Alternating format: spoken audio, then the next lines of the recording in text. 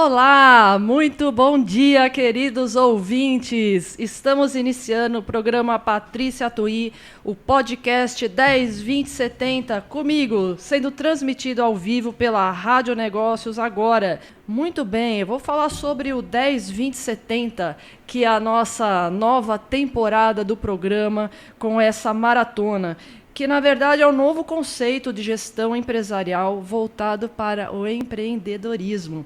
Na verdade, é o desenvolvimento de empreendedores que precisam adquirir novos hábitos para aumentar a produtividade no seu negócio, focando as suas ações 10% na operação, 20% na gestão e 70% empreendendo.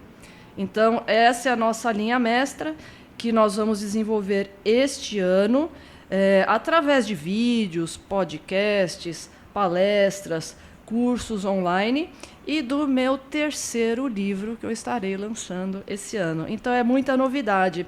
Eu quero agradecer a audiência de vocês, ouvintes, amigos, ao Dema pela oportunidade de estar conduzindo esse programa maravilhoso e a minha equipe que está aqui da agência WEA, representada pelo Tiago, e o nosso convidado especial de hoje, Nando Gaspar. Muito obrigada pela sua presença.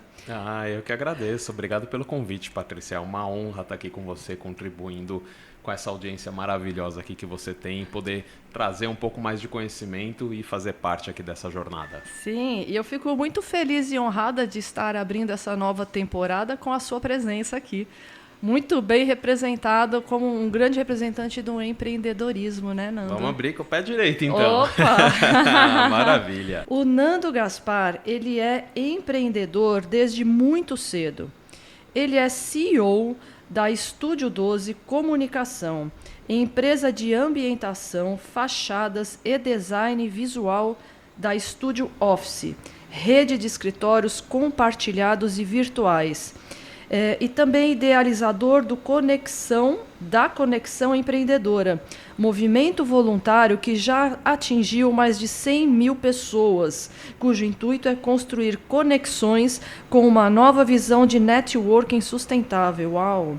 É formado em publicidade, com especialização em marketing e diversos outros cursos na área empreendedora. Ele é conselheiro da Associação Comercial de São Paulo, do CAMP, Centro de Aprendizagem e Melhoramento Profissional, mentor do Empreenda, na FAAP, SENAC, SEBRAE, e atual coordenador do FJE e do CONAGE. Atuou em agências de publicidade com estratégias de comunicação corporativa e, durante anos, geriu grupos de networking. Fantástico, Nando.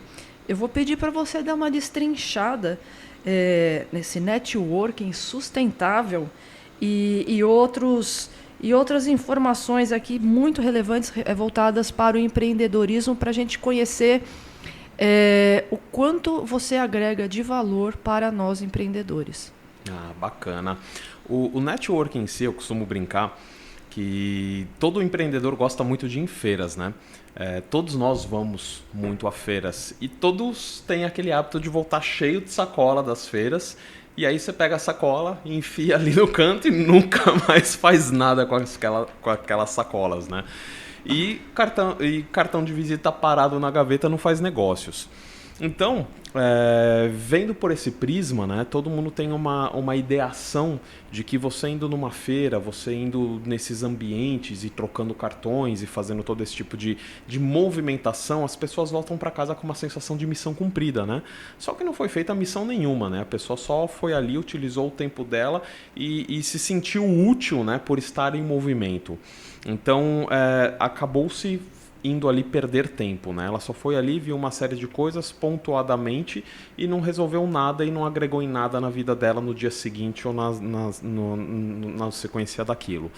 E muitas poucas pessoas utilizam o networking de uma forma estratégica, como acontece em alguns grupos dentro de São Paulo, que são grupos muito relevantes, como existe, por exemplo, o LEAD, o BNI, grupos dentro da Associação Comercial, SEBRAE e outras grandes instituições também que têm grupos de networking, e grupos pequenos também que fazem um networking qualificado muito bom. Dentro disso, quando você vai numa feira, eu acredito que a coisa mais importante seja você ir focado. Independente se você passar o dia inteiro na feira ou se você for 2 horas e falar com 6 pessoas pontuais. É mais importante você fazer um networking de qualidade, ativar aqueles contatos e manter uma sequência no relacionamento do que você passar o dia inteiro numa feira, sair de lá amarrotado de sacolas e colocar os cartões de visita dentro de uma gaveta, que ela não vai fazer negócio. Então, o que as pessoas não costumam fazer é nutrir o relacionamento. Dentro disso, quando eu vou numa feira ou quando eu tenho o hábito de procurar alguma coisa que vai ser útil para o meu modelo de negócio, eu costumo criar um relacionamento. Então é muito importante, na hora que você pega esses cartões de visita, que você pega esses contatos, fica uma dica muito valiosa. Toda vez que você tiver um grupo de relacionamento, numa feira, num network, num evento, alguma coisa assim do tipo, quando você pega o cartão de visita da pessoa, anota onde você conheceu essa pessoa e uma informação importante sobre ela. Porque naquele momento está fresco na sua cabeça, mas no dia seguinte ou no próximo dia não estará tanto, dependendo de quantas pessoas você conversou. Então, por exemplo, eu vim aqui hoje, conversei com a Patrícia, sei que ela é super atuante na associação comercial e de repente a Patrícia soltou para mim que ela vai, vamos dizer assim, que você vai viajar daqui 2 meses para a Europa. E aí eu pego e vou mandar um e-mail para você na semana que vem e vou mencionar. Pô, Patrícia, bacana, adorei te conhecer, parari, parará, e vou mencionar que você faz parte da associação comercial e que eu vi uma matéria, um artigo XPTO sobre a Europa, XPTO de um lugar bacana para conhecer, que de repente ou eu já fui, ou que amigos mencionaram que seja interessante, que se você incluir no seu roteiro vai ser muito bacana. Isso é uma troca gratuita que eu estou fazendo contigo, acrescento a minha apresentação e me coloco à disposição para a gente tomar um café, bater um papo e fluir novos negócios e parcerias. Então, é uma forma legítima de começarmos a fazer uma parceria, de que eu não vou estar mostrando que eu só tenho interesse em vender ou que eu só tenho interesse em utilizar o que você tem para mim e, ao mesmo tempo, eu estou te contribuindo com alguma coisa, de alguma informação útil que você me passou. E isso a maioria das pessoas não fazem, porque elas estão tão interessadas somente nela que ela não presta atenção no que o outro está falando, ou para onde o outro vai viajar, ou para onde a outra pessoa vai fazer alguma coisa relevante. Isso eu mencionei, por exemplo, um exemplo de viagem, mas você pode se relacionar com filhos, você pode se relacionar o bairro de onde ela mora, você pode se relacionar com diversas outras coisas de interesse daquela pessoa. Então pegue um assunto de interesse, de relevância daquela pessoa e contribua com algo de valor para ela, que você crie um rapport. E esse rapport do e-mail é o primeiro passo para você startar depois uma conexão no WhatsApp, e depois disso, marcou um café, a probabilidade de você se tornar amigo pessoal e íntimo dessa pessoa é muito grande. Só que você não vai fazer isso com toda a sua base de conexões que você fizer numa feira. Você vai fazer isso pontuadamente com no máximo meia dúzia de pessoas que realmente te interessem.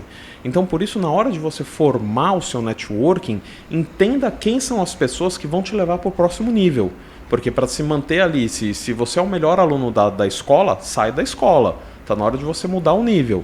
Então, perceba quais são as conexões que vai te levar para onde você precisa, e aí com essas conexões você potencialize sua energia, gaste seu tempo, invista seu tempo para que você consiga trazer melhores resultados com isso.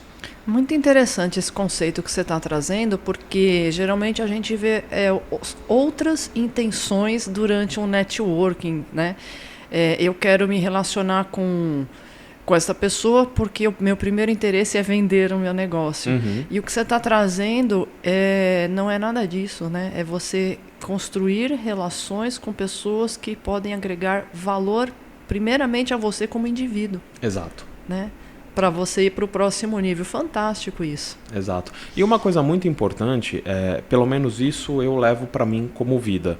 Eu só faço negócios com quem tem os mesmos valores que os meus. Eu não faço negócio só por negócio. Porque tem 2 tipos de indivíduo, né? Eu sempre costumo dizer que não tem como você fazer um bom negócio com uma pessoa ruim. E também não tem como você fazer um mau negócio com uma pessoa boa. Então eu prefiro me relacionar com pessoas boas, que eu sei que com elas não tem como eu fazer um mau negócio. Não tem como eu fazer um mau acordo. Vai ser sempre um bom acordo, porque eu sempre tenho a reputação a zelar, tanto a minha quanto da outra pessoa. Então o valor da outra pessoa é muito importante. E como é que a gente descobre valores das pessoas? Nós descobrimos os valores das pessoas através da conversa. E essa conversa a gente vai ter no café. Então a gente tem aquela técnica de empilhamento que você pergunta, por exemplo, o nome da pessoa, depois você pergunta onde ela mora, depois você pergunta sobre família, depois você pergunta sobre viagem, depois você vai perguntando os gostos da pessoa para você entender se os valores dela são os mesmos que os seus. É a mesma coisa praticamente como numa sociedade. Não adianta você querer montar uma sociedade se você é workaholic, com um cara que a família vem em primeiro lugar. Porque ele vai dar 6 horas, vai querer ir embora, e você vai dar 6 horas e você vai querer continuar o planejamento para finalizar aquilo do seu dia. E isso, para você, no início, talvez passe despercebido. Mas na segunda semana aquilo vai te pegar, na terceira semana aquilo vai te fazer mal e na quarta semana aquilo vai te aborrecer pra caramba. E aquilo vai findar o relacionamento. Então valores é a coisa mais importante de um ser humano, tanto num casamento, quanto numa sociedade, quanto em qualquer tipo de negociação. Se você tem relacionamentos estruturados com pessoas que têm valores iguais aos seus, você vai levar aquela pessoa como indivíduo para sua vida. Hoje, por exemplo, eu me relaciono nas minhas empresas, nos meus negócios, com pessoas que têm valores muito próximos aos meus. Então, a gente se torna uma cadeia de pessoas que eles compram comigo não só pela qualidade, porque qualidade hoje é o básico. Se você chega para um cara da pipoca ali da esquina e pergunta qual é o seu diferencial, ele vai falar qualidade. Se você chega para o cara da Starbucks e pergunta qual é o seu diferencial, ele vai falar qualidade. Qualidade hoje não é mais diferencial. Qualidade hoje é o básico, é sine qua non, é obrigação. Né?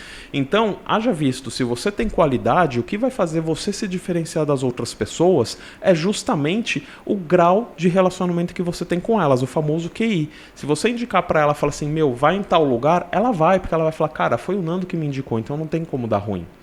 Então é a mesma coisa que de repente você ir num restaurante e perguntar qual é o prato que mais vende. Ele vai falar, o carro-chefe da casa é esse. Dificilmente você vai se arrepender. Porque se a casa é tão famosa por aquele prato, possivelmente a probabilidade de você gostar daquilo é mais de 90%. Porque se o prato é famoso por causa daquilo e fez a fama da casa, então é por essa base de valores que se relaciona o indivíduo. Então hoje as pessoas elas procuram experiências, elas procuram estar ao lado de pessoas que tenham valores consciente ou inconscientemente. Então, se você tem essa base de consciência de que você quer pessoas que tenham valores sólidos ao seu lado, você vai estar você vai estar saindo à frente de todos.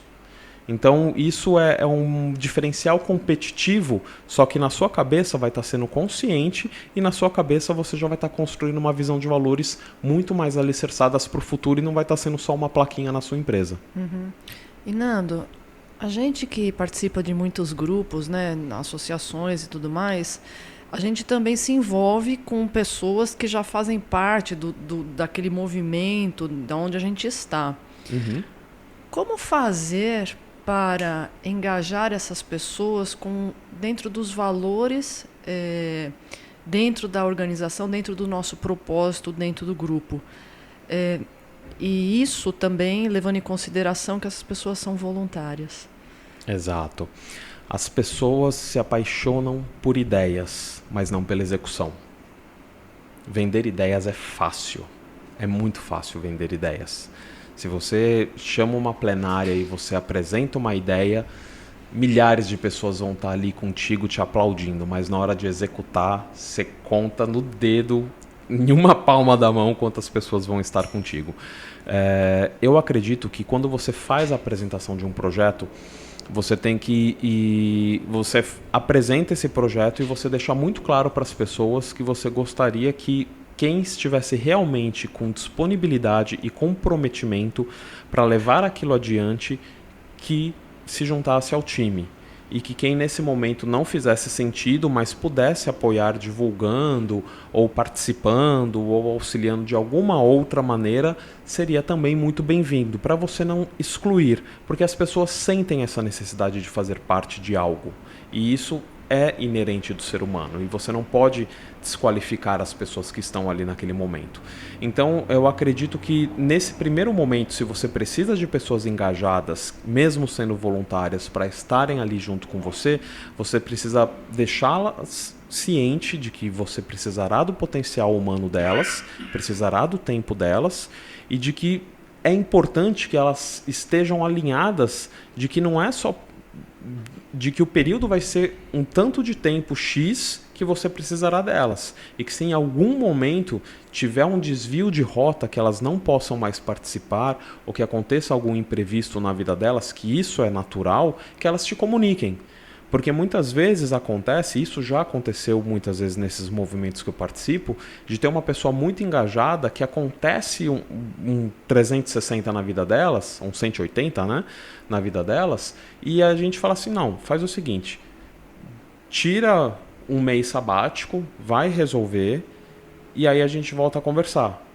Porque às vezes esse um mês ela resolve todo o problema da vida dela e ela sente falta de estar ali junto com aquele grupo. E aí ela volta às vezes com mais gás, mas também pode acontecer dela voltar e falar assim, não consegui, eu preciso sair mesmo, tá? Mas isso é tudo uma coisa que eu acredito que alinhamento de expectativas é a ferramenta base para tudo, tanto para um movimento, quanto para um cliente, quanto para uma entrega, quanto para qualquer tipo de coisa que você venha a fazer em negócios, pessoas, relacionamentos, em tudo na sua vida. Alinhar expectativas é fundamental.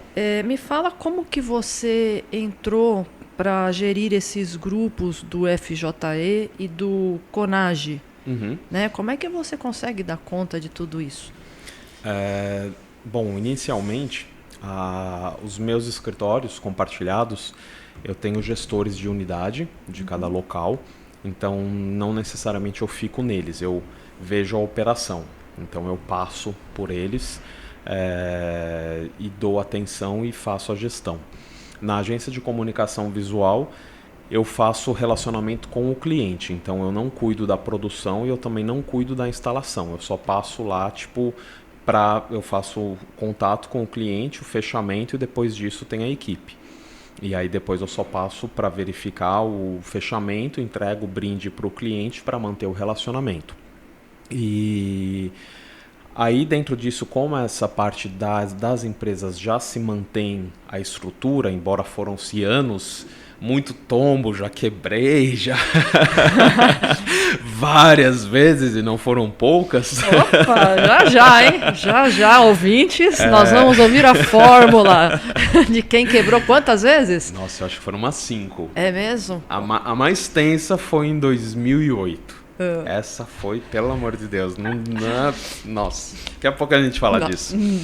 E aí elas já se gerem automaticamente. E aí, em função, justamente, de eu me sentir sozinho, de não ter com quem compartilhar essas dificuldades e essas dores, porque empreender é muito solitário.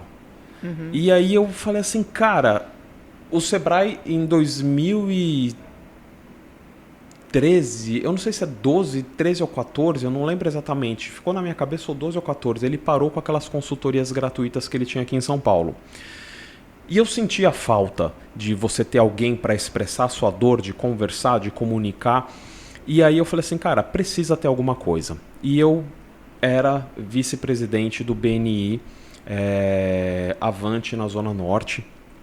E eu comentei com um grupo e falei assim, a gente precisa fazer alguma coisa para que a gente crie, tinha o dia do convidado, que a gente convidava pessoas para ir conhecer o grupo e fomentar o grupo.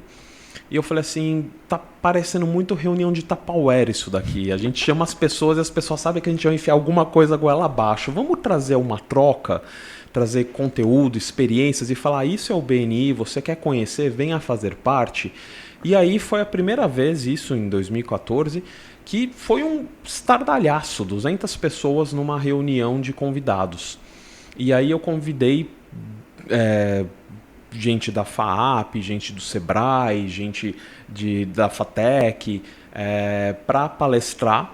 E aí aquilo, para mim, ali eu tinha deixado claro para o grupo que a partir dali sairia o meu café mensal para empreendedores. E aí eu bati na porta da associação comercial no mês seguinte e iniciei a Conexão Empreendedora. E aí a Conexão Empreendedora, desde o início, o intuito era trazer conteúdos para os empreendedores terem essa troca, terem conhecimento para não empreenderem mais sozinhos. Quando eu fui para a associação comercial, aí eu comecei carreira solo, não fiquei mais com a equipe do BNI. E aí eu comecei pequeno, eventos para 25, depois aumentou 30, 40, 50 pessoas, até eventos de 400 pessoas que eu já fiz diversas vezes lá na FECAP, que até hoje é nosso parceiro. E aí a associação comercial, vendo isso, porque eles que abriram as portas e eu circulei por diversas distritais, eles me chamaram para ser mentor do Fórum de Jovens Empreendedores. Eu fui mentor de empreendedorismo e surgiu o convite para ser o coordenador do Fórum de Jovens Empreendedores. E aí eu fui para assumir no ano passado, em março, final de março, abril do ano passado, o FJE.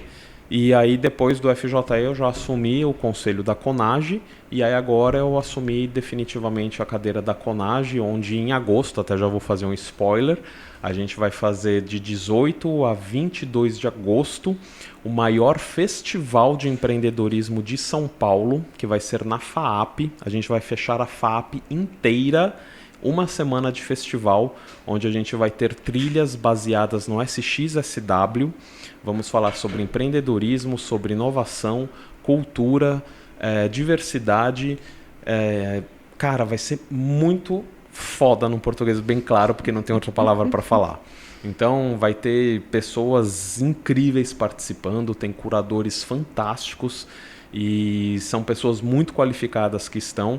Então a gente está com um apoio já total da FAAP, da Associação Comercial, do Conselho de Inovação, João Kepler participando, que é o maior investidor anjo do Brasil, a Cris Arcangeli, Luísa Trajano, uma galera de peso participando. E aí a gente já vai começar com o primeiro evento já com o pé direito para mais de 3 mil pessoas. Uau. E o Future Summit também já está dentro conosco, que é o maior evento de desenvolvimento de inovação e carreiras dentro lá também. E nossa, a gente já está enlouquecido, trabalhando a 1000 por hora. E está sendo muito gostoso mesmo. Então, a semana que vem já estou indo também para o CONAGE, que é o Conselho Nacional de Jovens Empresários, onde lá a gente desenvolve muitos decretos de leis. São todos os estados reunidos, com todos os representantes de todos os estados. E a gente está batalhando agora para desenvolver, por exemplo, o que a gente faz lá. Quando você pega uma nota fiscal paulista, e ela está escrito ali todos os encargos, todos os impostos, isso foi uma conquista do Fórum de Jovens Empreendedores há anos atrás. A gente fez esse decreto, levou para um deputado, esse deputado gostou, levou para a esfera federal, isso acabou entrando na cidade, depois entrou na federação, e aí acabou sendo empossado para todo o distrito. Então isso foi uma conquista do Fórum de Jovens Empreendedores, e agora a gente está fazendo um decreto solicitando para que a gente consiga ter um imposto único. Então estão todos os estados batalhando, todo mundo conversando com seus deputados, com os senadores, fazendo esse projeto de lei para que a gente consiga batalhar por um imposto único para os empreendedores. E fora o impostômetro, fora em maio, quando termina aquela tributação do impostômetro que a gente tem em diversos estados, um trabalho muito legal que sai em todos os jornais, aquele que os postos de gasolina vendem a gasolina sem imposto, que vira aquelas filas quilométricas.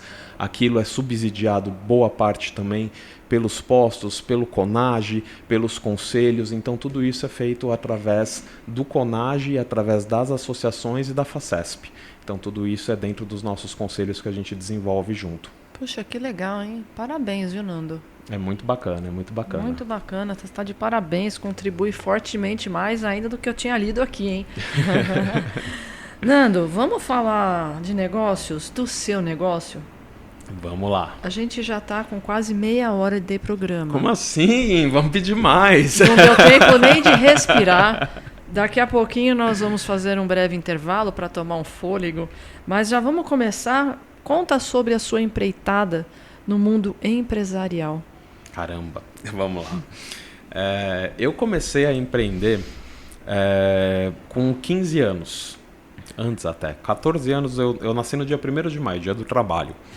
E aí, com 14 anos, no dia seguinte, né, meu aniversário é no feriado, no dia seguinte eu fui, tirei minha carteira de trabalho, porque meu pai tinha perdido o emprego. E meu pai tinha um emprego muito bom.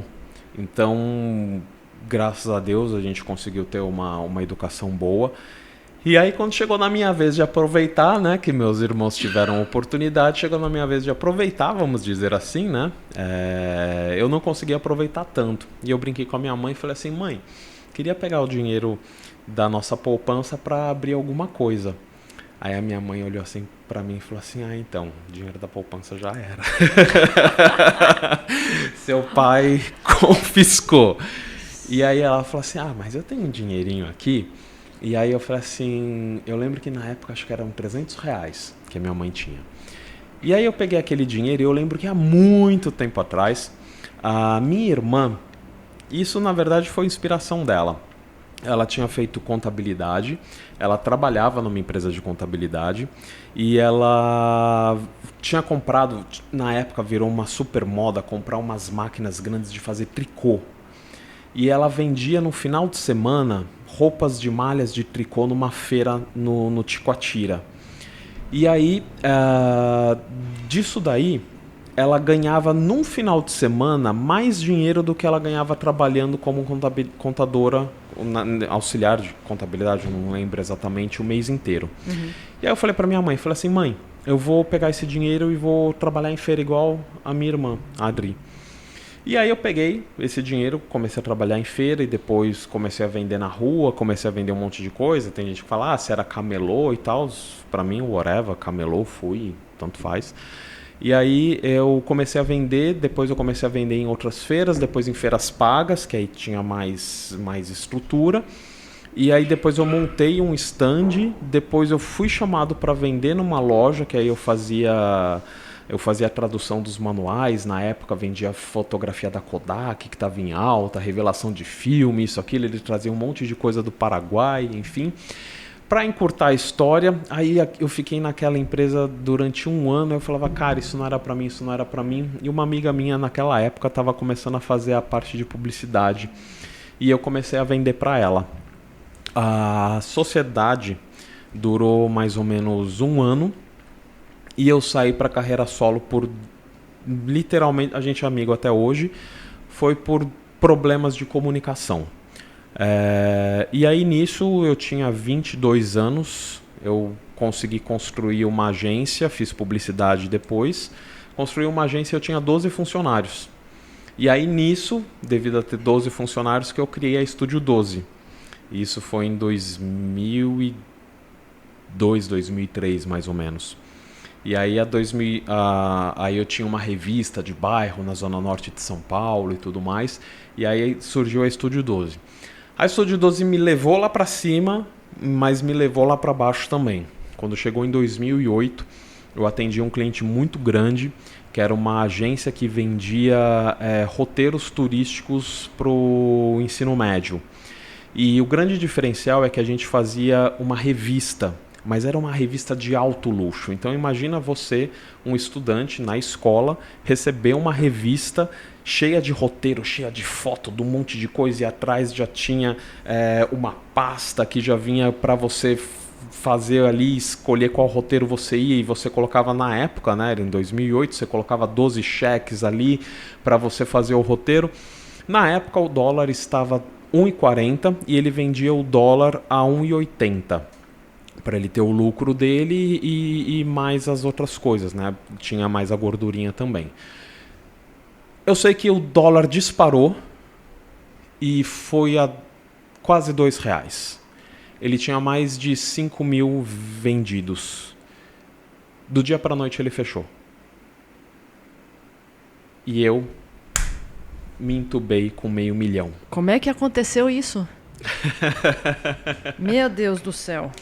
500 mil naquela época, né? Se a gente fosse atualizar hoje, 12 anos depois, é como se fosse 1 milhão, né? Meu Deus do céu. E aí eu perdi essa grana, meus pais ficaram sabendo, aliás, eles nem ficaram sabendo. Eu vendi tudo que eu tinha, né? Tudo, até a roupa do corpo. Dormiu no chão. Literalmente, voltei pra casa dos meus pais, vendi carro, vendi todo o dinheiro que eu tinha, poupança, perdi tudo. Eu lembro que o dia mais foda da minha vida foi quando eu coloquei anúncio, né, no escritório, e aí foi um chinês, e eu tinha montado todo o meu escritório, ali em Santana, na Alferes Magalhães, tudo toque-toque. E aí eu tinha tudo, era agência, né, então era tudo aparelho Mac, tudo bonitinho. E aí foi um chinês e ele fechou o pacote total. Meu, o cara só faltou levar lâmpada. Porque ele levou persiana, ele levou vidro, levou espelho, ele levou objeto de decoração, levou porta-retrato, levou lixeira, levou tudo. E eu fiquei sábado o dia inteiro com esse cara descendo os móveis para o caminhão de mudança. Na hora que esse cara levou tudo, o escritório estava vazio, não tinha nada, só ficou as paredes, literalmente, não sobrou nada, não sobrou talher, não sobrou garfo, não sobrou faca, não sobrou frigobar, não sobrou porra nenhuma. Eu fechei a porta, eu encostei, eu desci até o chão e eu fiquei por 2 horas chorando incessantemente. E aí eu falei assim, cara, eu nunca mais quero sentir essa sensação na minha vida. E aí no domingo eu voltei a morar na casa dos meus pais. Não tinha nem dinheiro para pegar uma condução. Cheguei para todos os meus fornecedores e tive que negociar com todos eles, né? Foi um processo assim de 1 mês. Desse fechamento, né, das portas, né, foi um processo de 1 mês.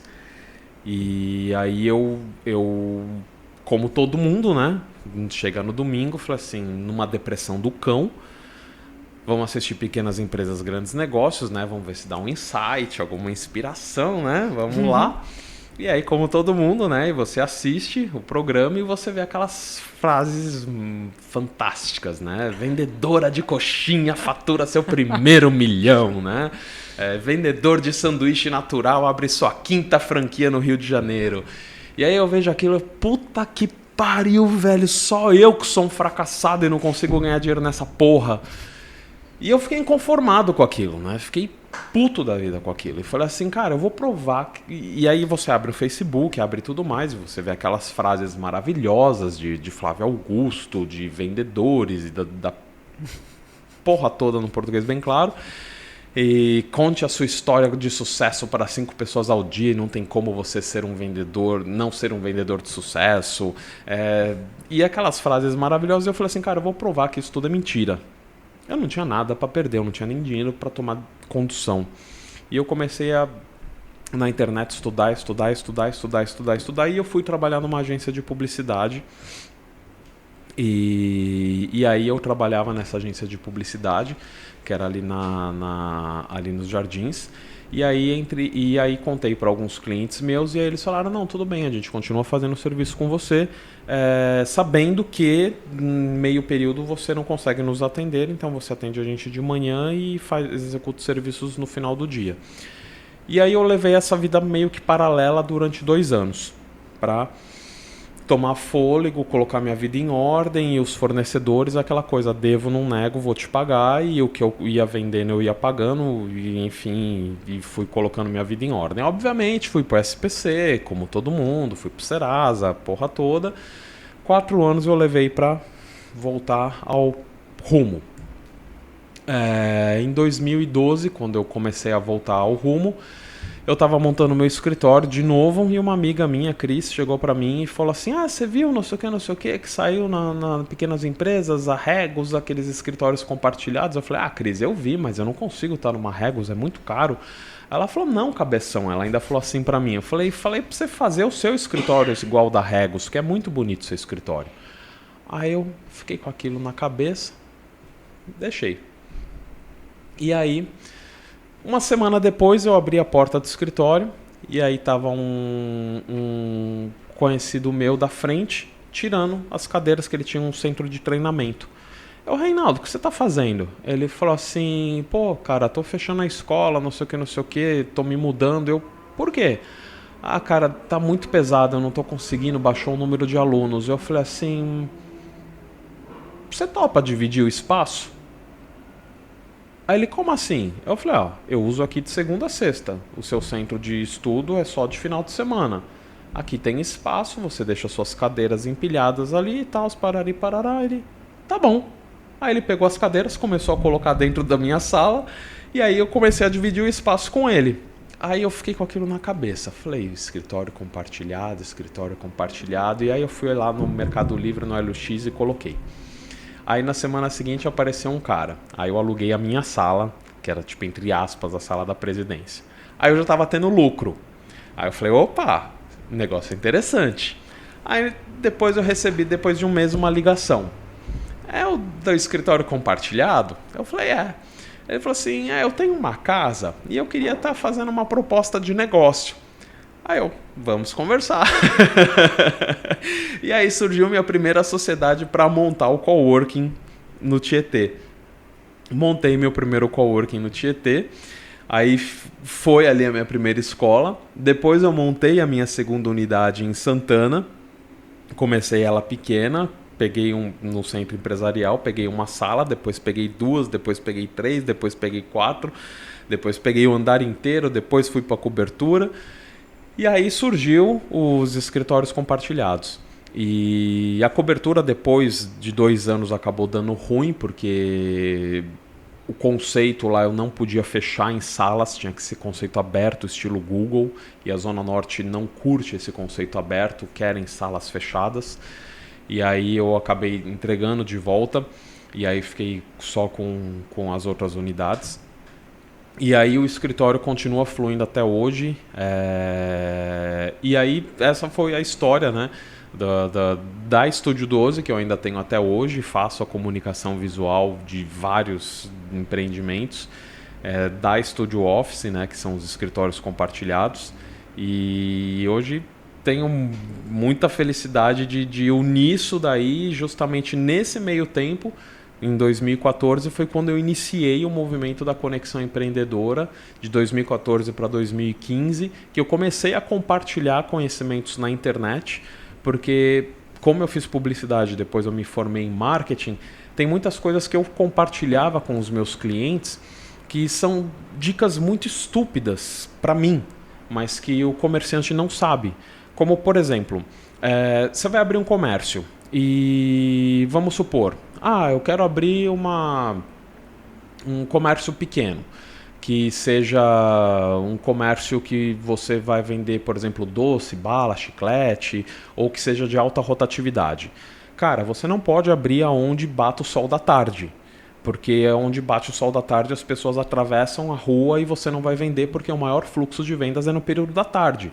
Então, olha, você quer abrir naquela rua? Abra, mas abra aonde não bate o sol da tarde, porque às vezes você não conhece aquela rua, né? Você vai abrir só pela oportunidade ou porque algum corretor te indicou. Então dá uma olhada e vê o sol da tarde onde que bate. Se bater o sol da tarde, atravessa a rua e monta do outro lado.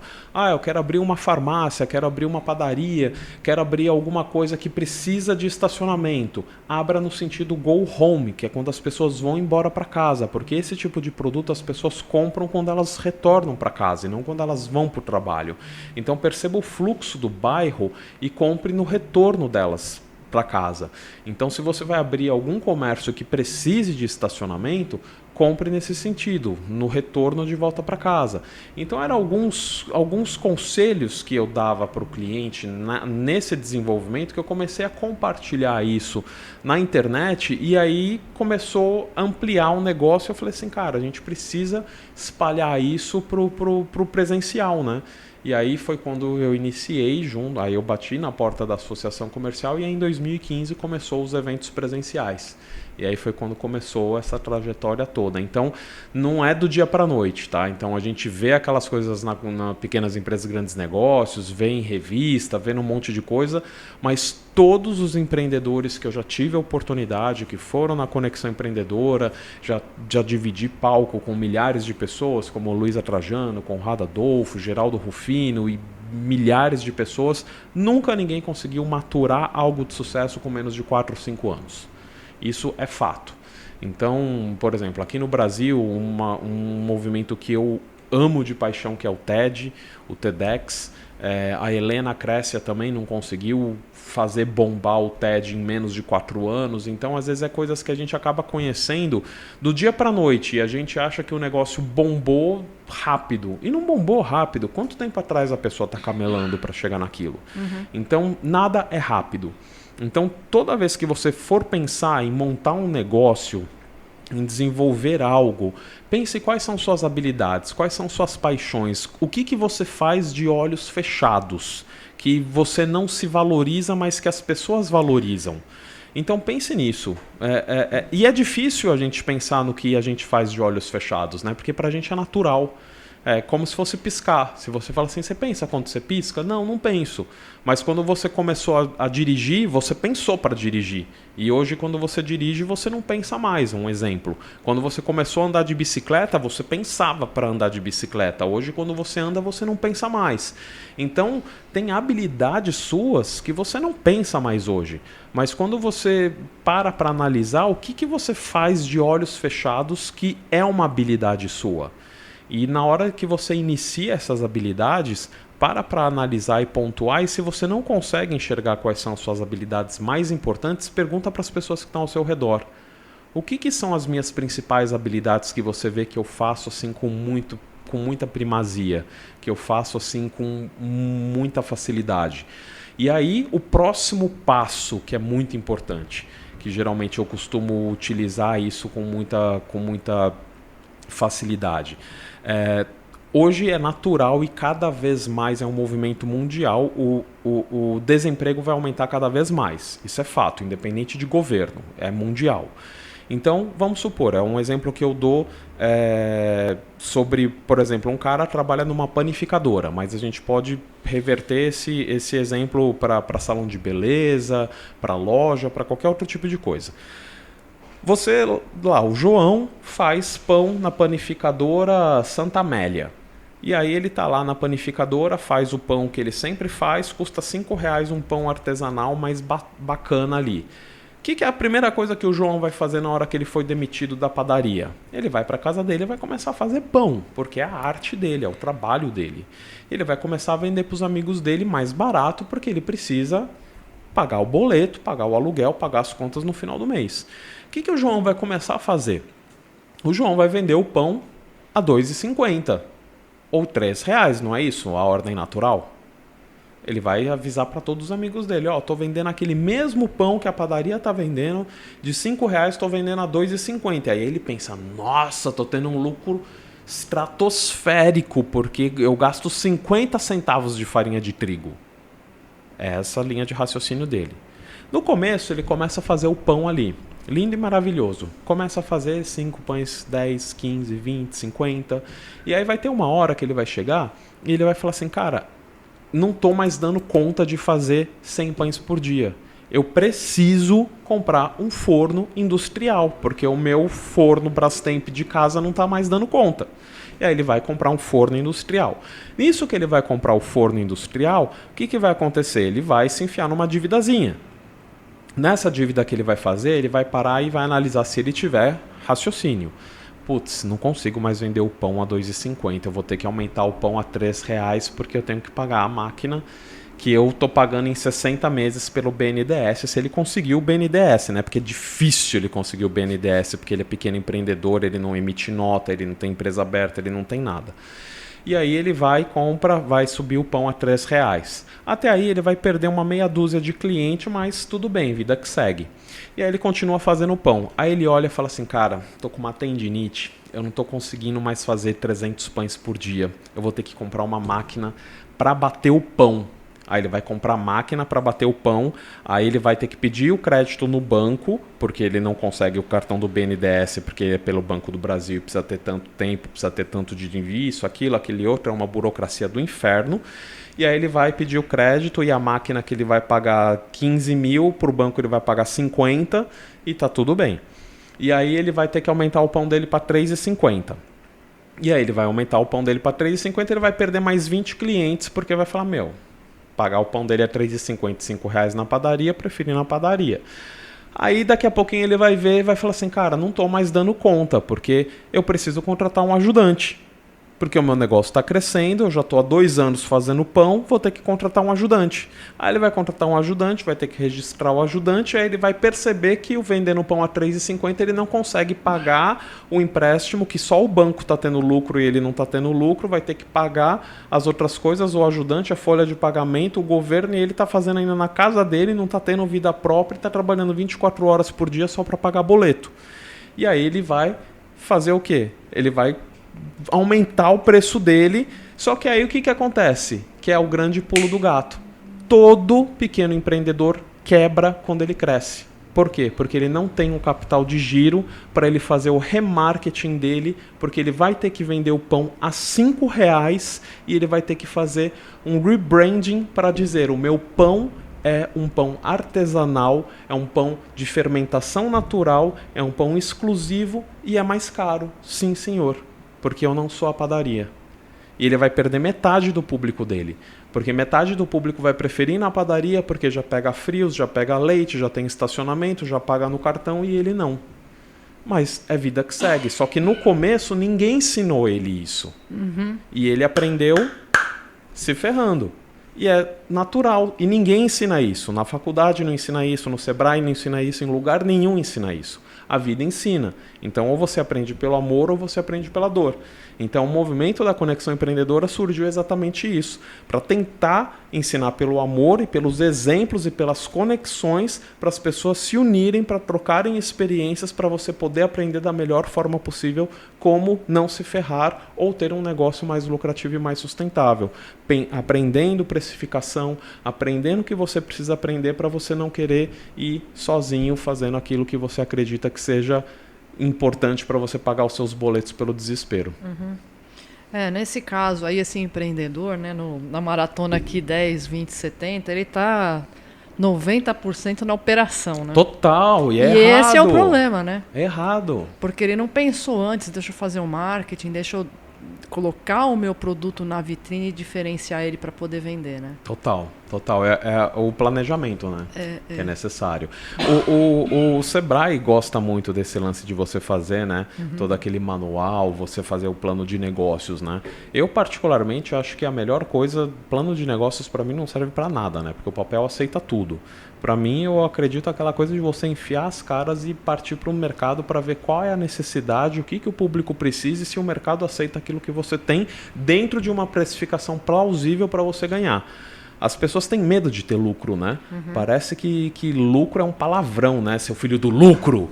As pessoas têm medo, né? de ter lucro, né? Tipo, olha, eu tô fazendo, mas a minha margem... Cara, você tem que ter lucro. Nenhuma empresa cresce sem lucro. Qual que é o problema de ter lucro? As pessoas têm medo de falar que são empresário, falar, eu sou empreendedor. Por que você é empreendedor e tem medo de falar que você é empresário? Você é empresário, cacete. Você ganha dinheiro, você tem que ganhar dinheiro, movimentar a economia. Senão não faz sentido ter um negócio, né? É o princípio do empreendedorismo. É você ter lucro, senão você não tem um negócio de verdade. Exato. Né? Lucratividade, empresa que funciona e sem você na operação. Ô, Nando, você acredita que nós já estamos no final do nosso programa? Nós temos 5 minutos e eu vou soltar uma pergunta aqui para quem está pretendendo empreender. É melhor ir com sócio ou sem sócio? Olha, se o seu sócio tem os mesmos valores que os seus e se as habilidades dele complementam as suas, é interessante com o sócio. O que são as habilidades complementares à sua? Vamos supor que você é muito bom em vendas e ele é bom na administração ou é bom na operação. Lindo. A gente está falando aqui de alguém da operação, alguém da gestão e alguém o 70 é o quê? É empreender. Empreender. Então, se você tem alguém que complemente, tipo, um é da venda, o outro é da administração, que sejam diferentes, tudo bem. Agora, se os dois forem de vendas, miona o negócio, né? Porque vai vender, e quem vai gerir? Tudo bem que eu já vi empreendedores que falam, os dois saíram para venda e contrataram alguém para administrar. São casos e casos, mas eu acredito que os valores são as principais coisas que sejam importantes para que você tenha uma sociedade mais assertiva. E eu me permita complementar os sonhos, o propósito, né? Total. Momento de vida, todo esse tipo de coisas são influenciadores. É um casamento, sem dúvida, né? Total. No casamento você ainda tem sexo que te dá prazer, né? Na sociedade não.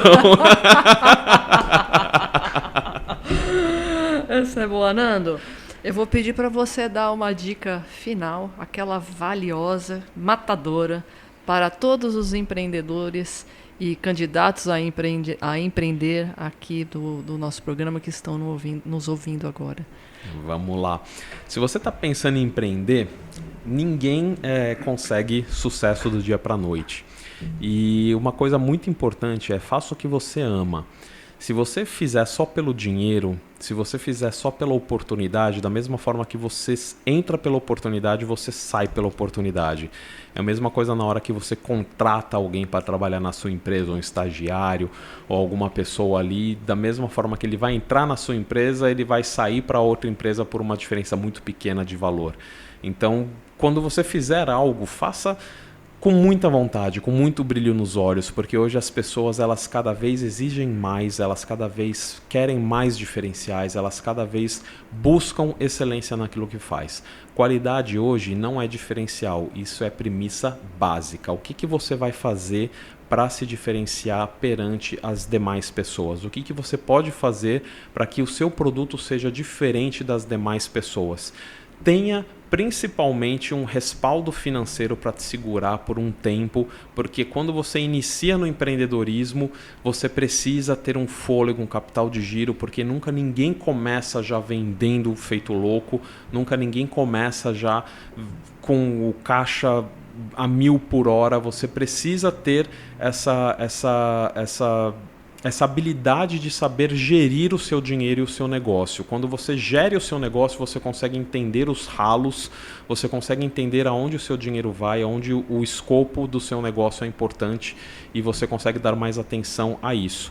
E só para finalizar, tenha brilho no olho para falar com o seu cliente, porque sem brilho no olho ninguém vai acreditar em você, ninguém vai acreditar no seu produto, os seus funcionários, os seus terceirizados. Hoje todo mundo é movido pelo propósito.